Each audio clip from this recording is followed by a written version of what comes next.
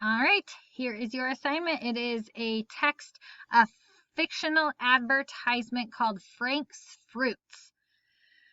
Read it. It's not too long, just 3 paragraphs plus this little note, and then 3 questions. Okay? So the first thing you have to do is circle 3 homograph pairs. So think back to the assignment. Words that are spelled the same but have different meanings. I gave you the example date and date are in there. A date is a fruit, also like a date on a calendar. So look for 3 of them. So you'll circle 6 words. Okay, 3 pairs, 6 words.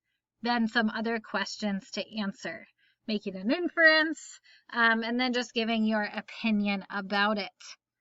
Pretty straightforward. So I'll keep this short and sweet. Your word today is and. And is the word. Pretty fancy. A-N-D.